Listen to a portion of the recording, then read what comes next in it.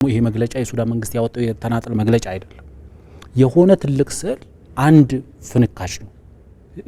ፓርት ኦፍ ዘ ቢገስት ፒክቸር ዘ ቢገር ፒክቸር የሚባለው አይነት ነገር። ስለዚህ እንደዛ አድርገን ካየ ነው ትልቁም ስዕል ስናየው የትኛው ትልቁ ስዕል ሲባል ግብጽ በአባይና በአባይ ተፋሰስ ሀገሮች ላይ ያላት የበላይነትን የማስጠበቅ ስዕል አካል ነው። ለምን ለምሳሌ የኢትዮጵያ አቋም ይታወቃል በሱዳን ጉዳይ ላይ የሩቁን ቅድም ኡስታዝ ሲያነሳ ወደ ኋላ በደንብ ሄዶ እስከ ቀኝ ግዛት ዘመኑ ድረስ ሄዶ አይቶታል። የቅርቡን እንየው። በተለይ ፖስት ባሽር የሚባለውን ከአልበሽር ከስልጣን ከተወገደበት ጊዜ ጀምሮ ያሉ በዛ ሰዓት ላይ የኢትዮጵያ መንግስት የወሰደው አቋም ምክንያቱም ያ ዘመን የጠቅላይ ሚኒስትር አብይ አህመድ መንግስት ጅማሩ ወቅት ላይ የገጠመበት ጊዜ ነበር። ስለዚህ ኢትዮጵያ ሶስት ነገሮችን በሱዳን ውስጥ ደግፋለች። ሰላምን፣ ንግግርን፣ የሱዳን ህዝብን ጥቅም ቀዳሚ ያደረገ የፖለቲካ ሂደት። እነዚህ ሶስት ነገሮችን የኢትዮጵያ መንግስት ይደግፋል። ፕሬዚዳንት በሽር ከስልጣን ተወግደው በነበረበት ሞመንትና የታጠቀው ኃይል ከሲቪሊያን ፖለቲካል ኃይሎች ጋር ተፋጠጥ ውስጥ በነበረበት ሰዓት በተለይ ደግሞ አንዳንድ ጸሐፊዎች ሲገልጹት የሱዳን በሽርን የበላው እሳት ጭሱ ባልበረደበት ሰዓት የኢትዮጵያ መሪ ካርቱም ተገኝቶ ነበር። በዛ ሞመንት ላይ ኢትዮጵያ ቀዳሚ ያደረገችው ምንድነው? የታጠቁ ኃይሎችና በሰላማዊ የፖለቲካ ኃይሎች መካከል ወይም ሲቪሊያን ፖለቲካል ፎርስስ መካከል ማቀራረብና ሲቪል መር የሆነ መንግስት ሱዳን ውስጥ እንዲፈጠር ማድረግ ይችላል። ያ መንግስት ከ2019 እስከ 2021 ድረስ ስልጣን ላይ እንዲቆይ አድርጋለች። 21 ላይ እንግዲህ እነዚህ ሁለት ታጣቂ ቡድኖች በጋራ በመሆን ሲቪሊያን አድሚኒስትሬሽኑ ላይ መፈንቅለ መንግስት አካሄዱ። በዛም ሰዓት ኢትዮጵያ በሲቪሊያኖቹ ላይ የተደረገው በሱዳን ህዝብን የሚመጥን ተግባር አይደለም ብላ ኮንናለች፣ አውግዛለች።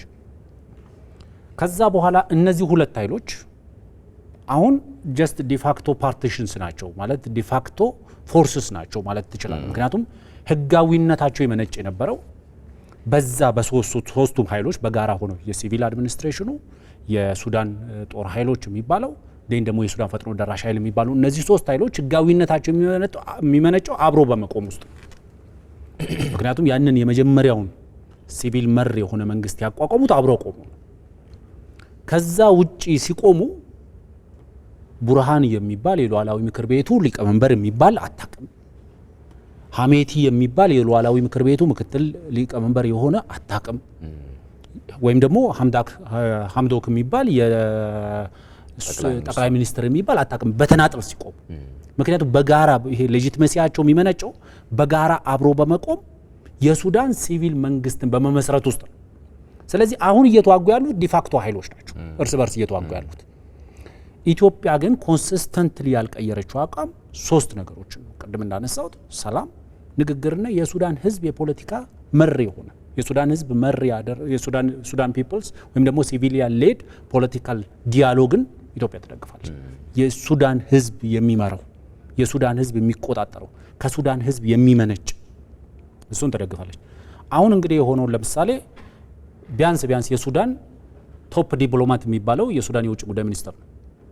የሱዳን ቶፕ ዲፕሎማት የሚባል የውጭ ጉዳይ ሚኒስትር ባለበት መድረክ ላይ የሱዳን የጦር ኃይሎች ቃል አቀባይ የተባለ ግለሰብ ባለበት መድረክ ላይ እንግዲህ የዲፕሎማሲ አንዱ ሀሁ ማንኛውንም አሊጌሽን በአንድ ሀገር ላይ ስታመጣ አትሊስት የሪስፖንሲብል ዲፕሎማሲ መገለጫው ቢያንስ ትሬስ ሊደረግ የሚችል ተጨባጭ የሆነ ግልጽ የሚታይ ምርመራ አድርገህ ያገኘኸው ግኝትን መሰረት አድርገህ ነው እንደዚህ አይነት ክሶችን ልታቀርብ የምትችለው። ምክንያቱም ለዚህ ማሳያ የሚሆነው ቡርሃን ከተወሰኑ ቀናት በኋላ ወጥቶ ተጨባጭ መረጃ ካገኘን አጸፋ እርምጃ እንወስዳለን ይላል። ተጨባጭ መረጃ ካገኘን።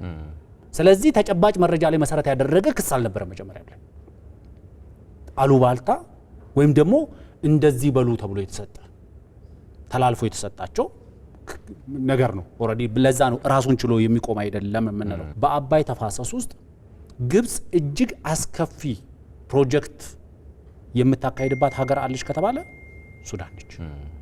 ለምን? ሱዳን የሉዓላዊ ምክር ቤቱም ኖረ የአበሽርም ስልጣን ላይ ኖረ ሌሎችም ስልጣን ላይ ኖሩ ማንኛውም ስልጣን ላይ ያለው ኃይል ሱዳንን የተረጋጋች ሀገር ካደረጋት በአባይ ተፋሰስ ውስጥ ካሉ ሀገሮች በጠቅላላ አባይን ሙሉ ለሙሉ እስከሚባል ደረጃ ድረስ ሊጠቀም የሚችል በአባይ ተፋሰስ ሊለማ የሚችል መሬት ያላት ሀገር ነች ሱዳን። ስለዚህ ይሄንን ግብጾች ያውቃሉ። ስለዚህ ግብጾች ሁል ጊዜ ሱዳንን ኮንዲዩት አድርጎ የማሰብ እንትን አላቸው። በኢትዮጵያና በግብጽ መካከል ያለች የማስተላለፊያ ቱቦ ይሄ ሊሆን የሚችለው ያልተረጋጋች ሱዳን ስትኖር ነው። ምክንያቱም ሁለት ሀገሮች ናቸው በአባይ ተፋሰስ ውስጥ የግብጽ ላይ ከፍተኛ ተጽዕኖ ሊያደርሱ ይችላሉ ብለው የሚያስቧቸው። አንዷ ኢትዮጵያ ነች፣ አንዷ ሱዳን ነች። ሱዳን የመጠቀም አቅምም አላት፣ ወንዙን በበላይነት የመጠቀም አቅም። ኢትዮጵያ ደግሞ ወንዙን የመቆጣጠር አቅም አላት፣ አትሊስት የመቆጣጠር። ምክንያቱም የመጠቀም ሲባል ለምሳሌ ከማንኛውም ሀገር የተሻለ የመጠቀም አቅም የለንም እኛ። አቅሙ ሳይሆን ለምሳሌ በአባይ ተፋሰስ ውስጥ ሊለማ የሚችል ወንዛችን መሬታችን ሳይዙን ካየው ሜቢ አራውንድ 10 ቢሊዮን ሜትር ኩብ ውሃ ልንጠቀም እንችላለን። which significant የሆነ ዳሜጅ አያስከትልም በለታችኛው ተፋሰስ አባል ሀገራት። ሱዳን ግን ቱ ኦልሞስት ሙሉ ለሙሉ መጠቀም ወደሚያስችል ደረጃ የደረሰ በአባይ ሊለማ የሚችል መሬት አላት። ይሄ መሬት ሊለማ የሚችለው ሱዳን ውስጥ የተረጋጋ መንግስት ሲኖር። ስለዚህ ሱዳን ውስጥ ያልተረጋጋ መንግስት፣ ሱዳን ውስጥ ሁል ጊዜ መፈንቅለ መንግስት፣ ከአፍሪካ ቀዳሚ በመፈንቅለ መንግስት የሚታወቅ ሀገር ነው። በቃ በየጊዜው ሁል ጊዜ መፈንቅለ መንግስት ያለበት፣ ሁል ጊዜ ያልተረጋጋ መንግስት ያለበት፣ ሁል ጊዜ ሎያሊቲ የሚመነጨው ከካይሮ የሆነበት፣ ሌጂቲሜሲ የሚመነጨው ከካይሮ የሆነበት፣ ሁል ጊዜ ስልጣና የሚመነጨው ከካይሮ የሆነበት።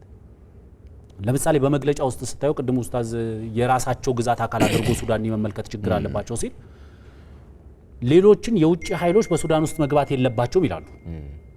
የሱዳን የውጭ ኃይሎች በሱዳን ውስጥ መግባት የለባቸውም ሲሉ እራሳቸው እንደ ውጭ ኃይል እንኳን አያዩ ግብፃውያን። ዛሬ በሱዳን ውስጥ የውስጥ ጉዳይ ውስጥ ጠልቀው ገብተው የጦር መሳሪያ ድጋፍ ብቻ ሳይሆን ለታጠቀው ቡድን ድብደባዎችን እስከ መፈጸም የደረሰ የግብጽ ጦር አለ። ይሄ ጦር በተለያየ መንገድ ተነግሯል። ስለዚህ እነዚህ ነገሮች ስታነሳ እያንዳንዱ ነገሮች እያነሳ ስታያቸው በራሱ የሚቆም አይደለም።